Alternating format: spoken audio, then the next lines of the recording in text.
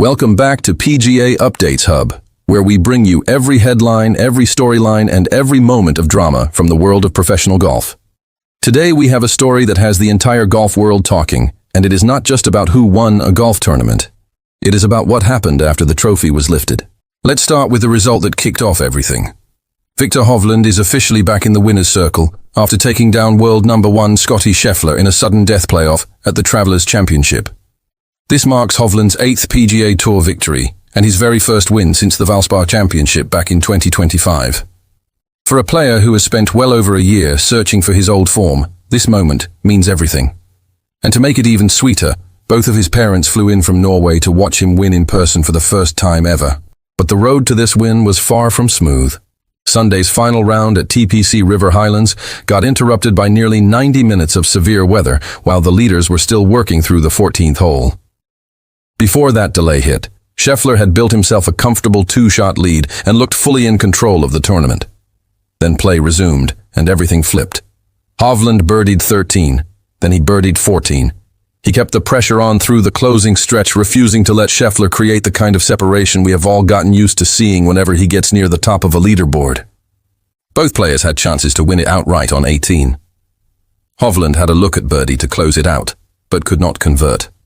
Scheffler also had his opportunity, but his birdie attempt rolled well past the cup, forcing him to drain a clutch 8-foot par putt in near darkness just to keep his tournament alive into Monday.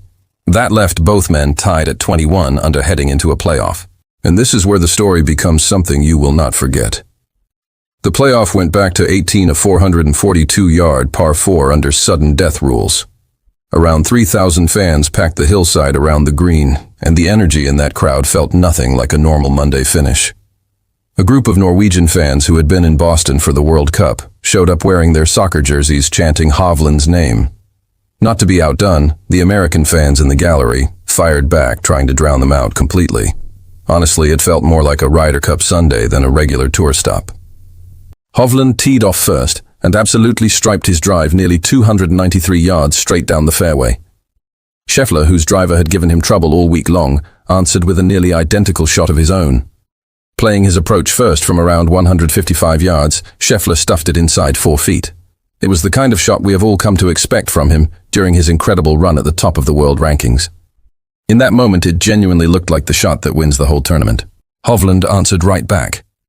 His approach flew past the flag before spinning down to about 8 feet, almost directly above where Scheffler's ball sat. It was not the closer shot, but it was more than good enough. Then came the moment absolutely nobody expected. Hovland calmly rolled in his birdie putt, threw his arms up in celebration, and just like that, all the pressure shifted onto the world number 1. Scheffler stood over a 4-foot putt. A distance where we all expect him to make it basically every single time without fail. Instead, he pushed it just past the left edge and watched the ball roll roughly 7 feet away. The crowd went completely silent in shock. That is simply not something we see from the best player alive, especially not in a moment this massive. Hovland erupted in celebration, while Scheffler stood there trying to process how such a golden chance had just slipped through his fingers. Hovland later explained exactly what was running through his head during that putt. He said making his putt would make Scheffler's attempt far tougher, while missing would practically hand it to him. That single mindset captured the entire philosophy behind the biggest putt of his year. For Hovland, this win could not have landed at a more perfect time. Ever since capturing the Tour Championship back in 2023, he has struggled to consistently find the level that once made him one of the most feared players in the sport. Coming into this week, he sat 30th in the world golf ranking. His best finish all season had only been a solo 3rd at the RBC Canadian Open just 2 weeks prior. He had also missed the cut in both previous majors this year and recorded just 5 top 25 finishes across 13 starts before this week even began. That is exactly why this victory feels like so much more than another trophy. It feels like a statement, a signal that Hovland may finally be rediscovering his best golf at the perfect time, with the biggest events of the summer still ahead. The celebration that followed, with Hovland sitting shoulder to shoulder among the Norwegian fans, performing their famous rowing celebration, has already become one of the defining images of the entire season. Now let's talk about the other side of this story. For Scottie Scheffler, the context here looks very different. This marks his 4th runner-up finish of the entire season. His only win all year came earlier at the American Express, out in the California desert. Despite all of that, he is still leading the FedEx Cup standings and has already finished inside the top 4 in 2 of this season's 3 major championships. Most players on tour would sign up for those numbers in a heartbeat. But when you are Scottie Scheffler, expectations operate on a completely different level. People expect wins from him. Full stop. And that is exactly why a loss like this one is going to linger in people's minds far longer than it normally would. This event also marked the final signature event of the season on tour, which only adds more weight to the result. Behind the 2 leaders, Collin Morikawa finished at 20 under. Matt Fitzpatrick closed at 19 under. And newly crowned US Open champion Sam Clark rounded things out at 18 under. Now here is where the second and honestly more explosive part of this story kicks in. The drama did not end once Hovland lifted that trophy. Once both players sat down for interviews, the entire conversation took a sharp turn. Reports emerged that Scheffler responded to comments attributed to Hovland involving a joke suggesting Scheffler was getting old or past his prime. Scheffler did not blow the situation out of proportion, but he made it clear he felt the comment was a bit inelegant and admitted it bothered him more than most people expected. Whether this was harmless locker room banter between 2 guys who have known each other since college golf or something that actually struck a nerve, it added a very personal layer to what had previously just been a straightforward competitive rivalry. At the same time, this playoff loss has reignited a much bigger conversation across golf media. Analysts are now openly asking whether Scheffler is simply going through an unlucky stretch of close calls, or whether something deeper is happening whenever he finds himself in position to close out a tournament. Despite constantly putting himself in contention week after week, he has now gone months without adding another PGA Tour title to his resume. Some commentators have even started describing him as a player who tightens up late on Sundays after yet another runner-up finish and yet another painful missed opportunity, right when it mattered most. Scheffler addressed his performance head-on during his post-round interview. He admitted he may have hit the missed putt a bit firmer than intended. He also spoke positively about his ball striking all week, calling it some of his best of the entire season, while acknowledging obvious disappointment with the final result. He talked about the challenge of a Monday morning finish and how it disrupts a player's usual rhythm and routine from a logistic standpoint. But here is the part that a lot of headlines are conveniently leaving out. Scheffler's actual comments about Hovland were far more respectful than the dramatic narrative some outlets are pushing. He praised Hovland's work ethic, directly saying he is always happy to see a player who practices and works as hard as Hovland does find success. He brought up their shared history dating all the way back to their college golf days. So while the post-round exchange absolutely added some tension to this rivalry, Scheffler's actual words about his rival were measured and genuinely respectful.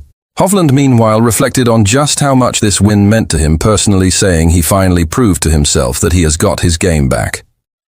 That statement carries enormous weight for a player who has spent months quietly wondering whether his best golf might already be behind him. So is the criticism of Scheffler fair? That is something every fan is going to have their own take on. It feels far too early to seriously question a player who is still leading the FedEx Cup standings, contending nearly every single week and producing elite, consistent golf. But at the same time, moments like that missed 4-foot putt are exactly the kind of images that keep fueling these conversations, whether people want to admit it or not. For Hovland, though, none of that outside noise matters right now. Winning under pressure after a lengthy weather delay, beating the #1 player in the world head-to-head, and doing it on one of the tour's biggest signature stages could be exactly the momentum boost he needed heading into the Genesis Scottish Open and eventually the Open Championship. Looking ahead, the tour now shifts to Illinois for the John Deere Classic, before heading overseas to the United Kingdom for the Genesis Scottish Open, followed by the Open Championship at Royal Birkdale, where Scheffler will arrive as the defending champion. Every single event from here on out is going to carry extra weight. Can Hovland build on this momentum and turn it into a real run through the rest of the season? Will Scheffler silence his doubters and get back into the winner's circle before another major slips through his hands? There is also word that starting after next season, the entire tour schedule is set to be reworked to create more dramatic finishes similar to what we all witnessed this week at the Travelers' Championship. So here is the real question we want to leave you with today. Was that missed 4-foot putt simply one unlucky moment for the best player in the world? Or are the growing questions about Scheffler's ability to close out tournaments finally becoming a legitimate concern? And did Hovland's post-round comment actually cross a line? Or was it nothing more than harmless banter between 2 competitors who have known each other since their college days? The answers to these questions are likely going to define the second half of the 2026 PGA Tour season. And with major championship golf just weeks away at Royal Birkdale, We are not going to have to wait very long to find out. That wraps up today's breakdown here on PGA Updates Hub. If you enjoyed this deep dive into the biggest storyline in golf right now, make sure you hit that subscribe button and turn on notifications so you never miss a major update. Drop a comment below and let us know whose side you are on in this one. Thanks for watching, and we will see you in the next video.